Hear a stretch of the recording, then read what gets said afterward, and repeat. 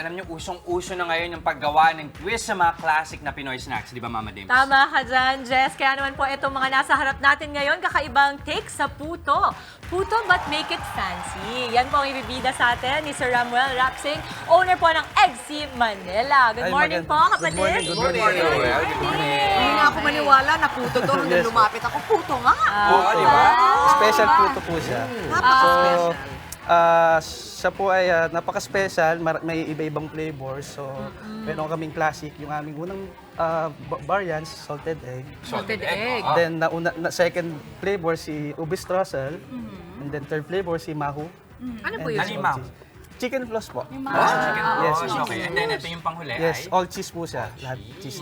Then, kung gusto nyo matikman ng lahat sa isang box, Paano ba? pwede nyo po siyang bilhin ng Okay po, kasama-sama. gusto po namin matikman lahat. Pwede po. Kasi po, iba na box out ko na dahil itong Jester. Meron din po Kukut-kut na kaming naman. homemade dinuguan. Tapos may dip. Yun Yes na, po. dinidip po sa May- dinuguan. Meron po kaming dalawang klase ng dip. Ano pa yung isa? Meron kang dinuguan? tapos And meron- salted egg dip po. Wow! Nagsidiwa na ako nasa dito. garapon dito po. Okay. Ito pong nasa garapon, yan po yung tinatawag naming tart nibble. Opo. Para siyang ice cream na may tart sa loob, na battery and Tart nibble. cream. Sir Dan, paano ka naman napunta sa negosyo ito? Nagsimula po kami nung pandemic sa midnight craving sa puto at sa 5,000 na Saan mo ginamit yung 5,000 pesos? Ano yung mga pinagkagastusan mo dati? Ginamit po namin sa pagbili ng raw materials at saka yung mga steamer. Paggawa na. So ano ba to? Like, tradisyon na ba ng pamilya nyo? May negosyo ba talaga kayong gumagawa ng puto? Wala po kaming negosyo. First time namin magnegosyo as family. Wow, eto. Then, awa ng Diyos, nagkaroon kami ng 8 branches na po. Wow. So ano yung base nito? Yung parang basic puto mo? Ang base po niyan is, ang process is parang cake. Pero nasa between, yung kanyang texture is between cake and puto. So, dense at the same time, fluffy po. Fluffy. Yeah, it looks very fluffy to me. Oh. So parang ang iniisip ng mga mami, mamon, nandun ba? Malapit ba Yes sa po, mamon? malapit na po siya. Bakit ba yung mga wait lang. taga face-to-face nandito? Oo. Bakit ba yung mga So, taga... dito po sa Eggsy, na-retain po namin Alam yung nyo naman, texture baka naman ng cake. masabihan tayo na... Sir, tingnan mo. Alex, minute ni Spring na. Magsusoli lang ako ng plato. Oh, sige, sige, Magsusoli ka ng plato? Magsusoli ka ng plato? Tapos si Mama Carla, nagpapakuha ng cookies. Alam mo, feeling ko talaga may exhaust fan dito. Mula dito, may pagkain. Hindi pero may tinador akong nagkataon lang. What a coincidence talaga. Alam mo, hindi ko pa ito na-experience. Itong ano, first experience. Ito pala. Ito, kuya. Bibigyan ka. Ano gusto mo? Si Alex na pag-taste test. Hi guys, napapadaan lang ako talaga. Ano gusto mo, kuya? Lahat. Lahat. Ito lang. Okay lang, konti-konti lang. Wow! Sarap. Sarap. Lalo na pag tinusok ka ng sa... Lalo na pag tinusok ka si Dimple, dahil dahil... Boy, grabe!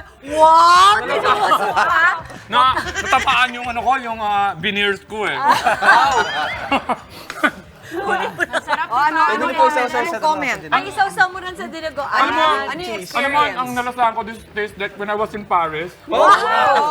Social Paris? As in Doon sa may yung- Paris Retiro.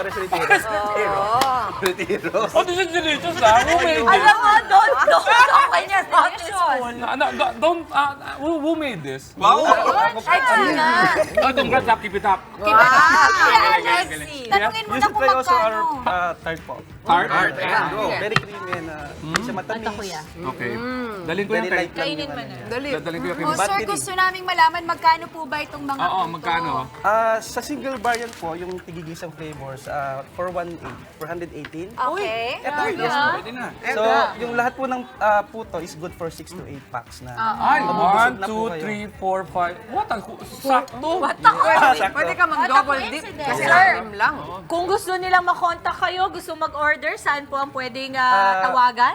Pwede po kayong mag-contact sa Eggsy Manila. Nasa Facebook page. Meron din po kami sa TikTok.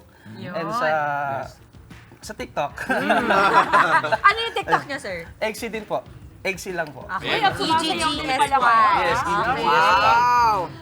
Mga kapatid, Chiki Roa Puno po. Simulan ang inyong araw na puno ng impormasyong kapaki-pakinabang. Sama na sa isang makabuluhang umaga. Tumutok at mag-subscribe sa social media pages ng News 5.